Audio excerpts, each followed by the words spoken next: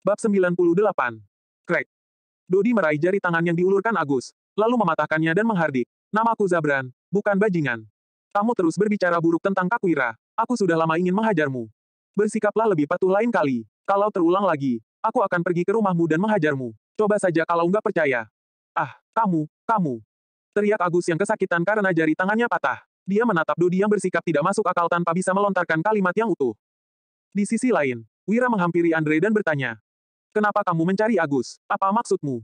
Aku takut kamu mengabaikan kami saat para bandit itu datang. Kalau gagal, mereka pasti akan marah besar dan membunuhku. Jawab Andre sambil menunduk. Sekujur tubuhnya gemetaran tak terkendali. Wira menyipitkan matanya, lalu menimpali. Kamu memberitahu Agus supaya dia menahanku. Jadi, ketika para bandit datang, mereka tinggal membunuhku dan kamu akan aman. Bukan begitu, ucap Andre dengan panik sembari melambaikan tangannya. Dia terlibat seperti orang yang tidak bersalah. Bam. Hasan tiba-tiba menghampiri, lalu menendang Andre dan memaki. 8 hari lalu, para bandit itu sudah datang ke Dusun Darmadi. Aku menyuruh Wira segera pergi ke kabupaten dan bawa Wulan dengan kemampuannya menghasilkan uang. Dia bisa saja tinggal di kabupaten selamanya. Tapi, dia malah bertanya, gimana nasib kalian kalau para bandit itu datang setelah dia pergi? Dia bertahan di Dusun Darmadi demi kalian semua, tapi kamu malah berprasangka buruk terhadapnya. Kamu bahkan mencari Pak Agus dan membawa orang-orang kemari di mana hati nuranimu. Lanjut Hasan. Banyak penduduk desa berlinang air mata mendengarnya. Bahkan, ada yang menangis dengan terseduh-seduh. Sudah kubilang, Kakwira bukan orang seperti itu. Kamu malah ngotot mau datang untuk bertanya. Benar kalau mau kabur, Kakwira pasti sudah kabur sejak awal. Mana mungkin dia tinggal sampai hari ini. Kakwira, cepat pergi dari sini. Nyawamu akan terancam kalau terus di sini. Para bandit itu benar-benar kejam. Ya, cepat tinggalkan Dusun Darmadi. Kamu sangat hebat karena bisa memberi begitu banyak orang pekerjaan. Kami sudah tua. Nggak masalah kalau bandit itu membunuh kami. Kakwira nggak boleh terus berada di sini. Suruh dia cepat pergi ke kabupaten. Kalau Dusun Darmadi kehilangan Kakwira, kehidupan kita nggak akan sebaik ini lagi.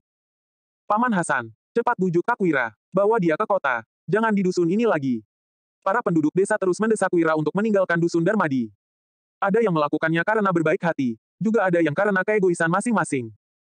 Namun, kebanyakan orang mendesaknya karena mempertimbangkan generasi selanjutnya. Mereka berharap anak dan cucu mereka bisa menjalani kehidupan yang baik dengan bantuan Wira.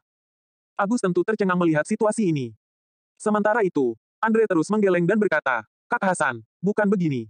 Aku hanya khawatir pada keselamatan semua orang, makanya suruh Pak Agus memikirkan cara. Kak Wira, tolong maafkan aku. Aku sudah salah." Wira memerintah dengan ekspresi datar, "Paman Hasan, bayar dia bonus bulan ini." Kelak, dia bukan lagi anggota tim penangkap ikan. Wira mengerti bahwa setiap manusia memiliki sisi egois. Dia tidak merasa kecewa karena tidak mengharapkan apapun. Namun, dia tidak akan memberi kesempatan pada orang egois yang bodoh dan mengkhianatinya. "Kak Wira, maafkan aku. Aku nggak mau meninggalkan tim penangkap ikan. Keluargaku akan melarat nanti. Aku hanya memberitahu Pak Agus masalah ini. Aku nggak melakukan apa-apa." Mohon Andre sembari menangis. Dia masih bersikap seolah-olah tidak bersalah. Tim penangkap ikan mendapatkan gaji dan bonus yang tinggi. Itu sebabnya, Andre dan keluarganya bisa makan kenyang dan hidup tenang setiap hari. Selain itu, pekerjaan seperti ini sangat sulit didapatkan. Wira seakan-akan tidak mendengarnya. Dia menatap para penduduk desa sambil berkata, "Para bandit itu memang akan datang, tapi kami sudah punya persiapan matang. Bagi yang percaya, silakan tetap tinggal di sini. Kalau enggak, kalian boleh menumpang di rumah kerabat atau teman dulu. Setelah masalah ini berlalu, kalian baru kembali." Para penduduk desa pun saling bertatapan. Untuk seketika, banyak orang yang tidak tahu harus berbuat apa. "Aku percaya pada Kak Wira. Aku memilih untuk tinggal dan membantunya melawan para bandit." "Aku juga, Kak Wira. Kalau aku dibunuh para bandit, tolong biarkan putralu bergabung dengan tim penangkap ikan." "Kak Wira, aku sudah sangat puas karena kedua putraku bekerja untuk tim penjualan. Kalau para bandit itu berani mengusikmu, aku akan bertarung mati-matian dengan mereka." "Aku juga, demi Kak Wira, aku bersedia melawan para bandit itu." Setelah seseorang bersuara, orang lainnya pun berteriak dengan makin lantang. Perlahan-lahan, kerumunan menjadi heboh dan bersemangat. Pada zaman ini, orang-orang melewati kehidupan yang susah. Jadi, tidak mungkin ada kerabat ataupun teman yang bersedia menerima mereka.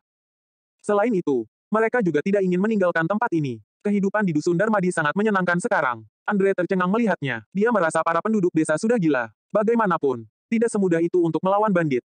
"Gila. Kalian semua sudah gila. Kalian semua pasti akan mati. Aku akan pergi beli rumah di kabupaten sekarang juga. Setelah para bandit itu datang, kalian akan tahu seberapa mengerikannya mereka."